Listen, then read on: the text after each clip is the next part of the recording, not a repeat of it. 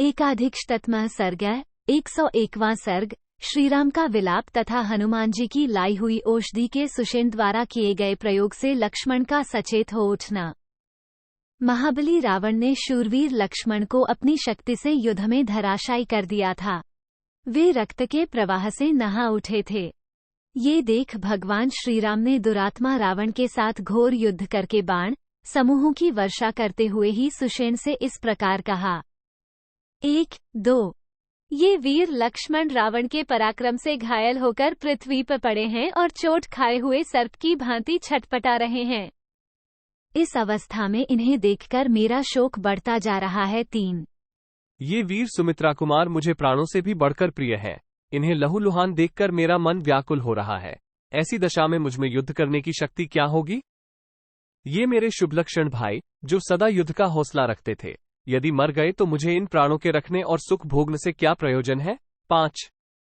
इस समय मेरा पराक्रम लज्जित सा हो रहा है। हाथ से धनुष खिसकता सा जा रहा है। मेरे सायक शिथिल हो रहे हैं और नेत्रों में आंसू भर आए हैं। 6।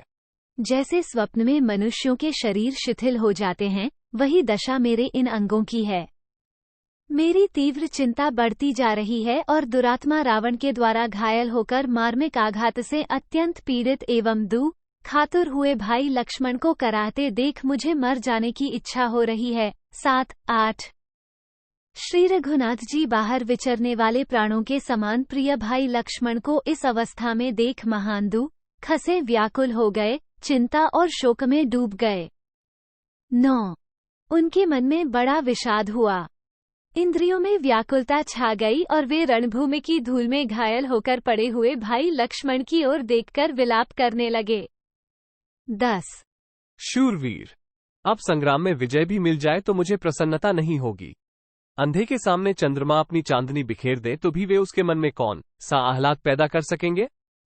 11। अब इस युद्ध से अथवा प्राणों की रक्षा से मुझे क्या प्रयोजन है? अब लड़ने भिड़ने की कोई आवश्यकता नहीं है। जब संग्राम के मुहाने पर मारे जाकर लक्ष्मण ही सदा के लिए सो गए, तब युद्ध जीतने से क्या लाभ है? वन में आते समय जैसे महातेजस्वी लक्ष्मण मेरे पीछे पीछे चले आए थे, उसी तरह यमलोक में जाते समय मैं भी इनके पीछे पीछे जाऊंगा। 13।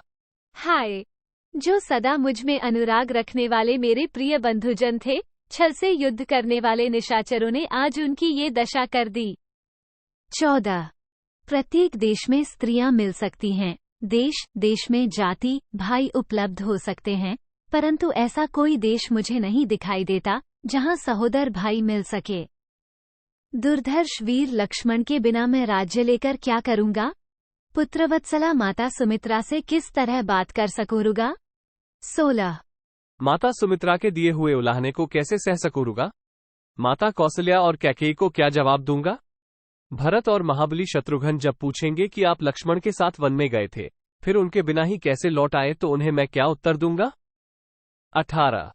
अतः मेरे लिए यही मर जाना अच्छा है। भाई बंधुओं में जाकर उनकी कही हुई खोटी खरी बातें सुनना अच्छा नहीं।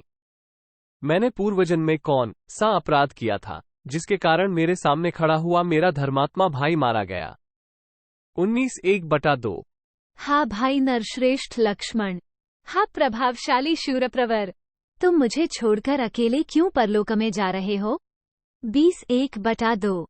भैया, मैं तुम्हारे बिना रो रहा हूँ, तुम मुझसे बोलते क्यों नहीं हो? प्रिय बंधु, उठो, आंख खोलकर देखो, क्यों सो रहे हो? मैं बहुत दुखी हूँ, मुझ पर दृष्टिपात करो। 21:1/2। महाबाहो, पर्वतों और वनों में जब मैं शोक से पीड़ित हो प्रमत्त एवं विषादग्रस्त हो जाता था, तब तुम ही मुझे धैर्य बंधाते थे, फिर इस समय मुझे क्यों नहीं सांत्वना देते हो? 22:1/2। इस तरह विलाप करते हुए भगवान श्रीराम की सारी इंद्रियां शोक से व्याकुल हो उठी थीं। उस समय सुषेण ने उन्हें आश्वासन देते हुए यह उत्तम बात कही। पुरुष सिंह, व्याकुलता उत्पन्न करने वाली इस चिंतायुक्त बुद्धि का परित्याग कीजिए, क्योंकि युद्ध के मुहाने पर की हुई चिंता बाणों के समान होती है और केवल शोक को जन्म देती है। 24:1/2। आपके भाई शोभावर्धक लक्ष्मण मरे नहीं हैं। देखिए, इनके मुख की आकृति अभी बिगड़ी नहीं है और न इनके चेहरे पर कालापन ही आया है। इनका मुख प्रसन्न एवं कांतिमान दिखाई दे रहा है। 25-26। इनके हाथों की हथेलियां कमल जैसी कोमल हैं, आंखें भी बहुत साफ हैं। प्रजानाथ, मरे हुए प्राणियों का ऐसा रूप नहीं देखा जाता है। 27। शत्रुओं का दमन करने वाले वीर, आप विषाद न करें, इनके शरीर में प्राण हैं। वीर, ये सो गए हैं, इनका शरीर शिथिल होकर भूतलप पड़ा है। सांस चल रही है और हृदय बारंबार कंपित हो रहा है, उसकी गति बंद नहीं हुई है। ये लक्षण इनके जीवित होने की सूचना दे रहा है। 28:1/2। श्रीरामचंद्र जी से ऐसा कहकर परम बुद्धिमान सुषेण ने पास ही खड़े हुए महाकपि हनुमान जी से कहा। 29:1/2।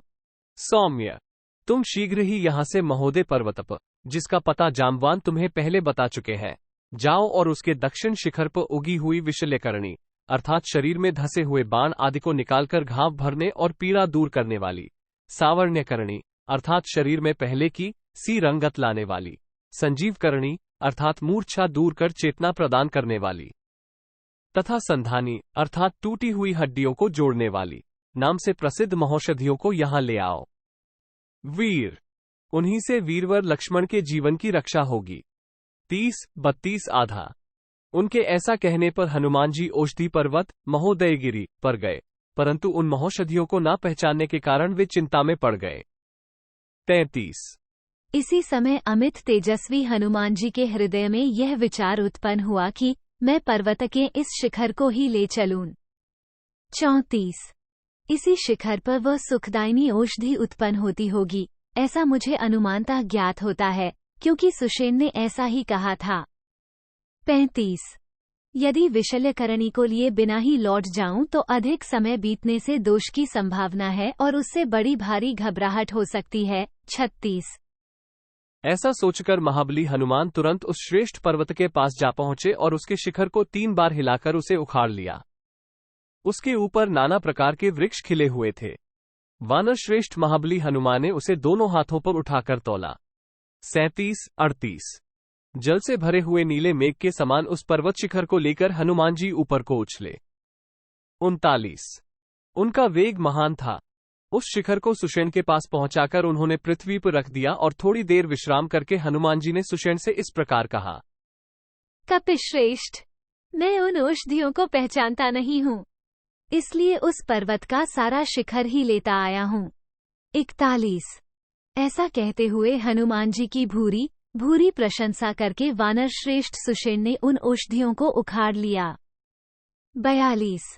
हनुमान जी का वह कर्म देवताओं के लिए भी अत्यंत दुष्कर था। उसे देखकर समस्त वानर युद्धपति बड़े विस्मित हुए।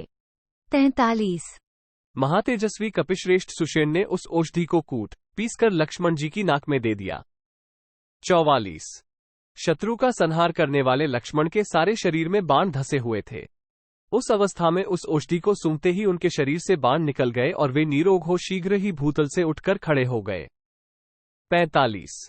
लक्ष्मण को भूतल से उठकर खड़ा हुआ देख वे वानर अत्यंत प्रसन्न हो साधु साधु कहकर उनकी भूरी भूरी प्रशंसा करने लगे। 46। तब शत्रुवीरों का संहार करने वाले भगवान श्रीराम ने लक्ष्मण से कहा, आओ आओ। ऐसा कहकर उन्होंने उन्हें दोनों भुजाओं में भर लिया और गाढ़ आलिंगन करके हृदय से लगा लिया। उस समय उनके नेत्रों में आंसू छलक रहे थे। 47। सुमित्रा कुमार को हृदय से लगाकर श्री रघुनाथ जी ने कहा, वीर, बड़े सौभाग्य की बात है कि मैं तुम्हें मृत्यु के मुख से पुनः लौटा हुआ देखता हूँ। 48। तुम्हारे बिना मुझे जीवन की रक्षा से, सीता से अथवा विजय से भी कोई मतलब नहीं है। जब तुम ही नहीं रहोगे तब मैं इस जीवन को रखकर क्या करूंगा। 49। महात्मा रघुनाथ जी के ऐसा कहने पर लक्ष्मण खिन्न हो शिथिल वाणी में धीरे धीरे बोले। 50। आर्य, आप सत्य पराक्रमी हैं। आपने पहले रावण का वध करके विभीषण को लंका का राज्य देने की प्रतिज्ञा की थी। वैसी प्रतिज्ञा करके अब किसी ओछे और निर्बल मनुष्य की भांति आपको ऐसी बात नहीं कहनी चाहिए। 51। सत्यवादी पुरुष झूठी प्रतिज्ञा नहीं करते हैं। प्रतिज्ञा का पालन ही बड़प्पन का लक्षण है। निष्पाप रघुवीर, मेरे लिए आपको इतना निराश नहीं होना चाहिए। आज रावण का वध करके आप अपनी प्रतिज्ञा पूरी कीजिए। आपके बाणों का लक्ष्य बनकर शत्रु जीवित नहीं लौट सकता। ठीक उसी तरह जैसे गरजते हुए तीखी दाढ़ वाले सिंह के सामने आकर महान गजराज जीवित नहीं रह सकता। 54। ये सूर्यदेव अपने दिन भर का भ्रमण कार्य पूरा करके अस्ताचल को नहीं चले जाते, तब तक ही जितना शीघ्र संभव हो सके मैं उस दुरात्मा रावण का वध देखना चाहता हूँ। 55। आर्य वीरवर, यदि आप युद्ध में रावण का वध करना चाहते हैं, यदि आपके मन में अपनी प्रतिज्ञा के पूरी करने की इच्छा है तथा आप राजकुमारी सीता को पाने की अभिलाषा रखते हैं, तो आज शीघ्र ही रावण को मारकर मेरी प्रार्थना सफल करें। 56। इत्यार्षे श्रीमद् रामायणे वाल्मीकीये आदिकाव्ये युद्धकांडे एकाधिकशततमः सर्गः 101। इस प्रकार श्री वाल्मीकि निर्मित आश्रामायण आदिकाव्य के युद्धकांड में 101वां सर्ग पूरा हुआ। 101।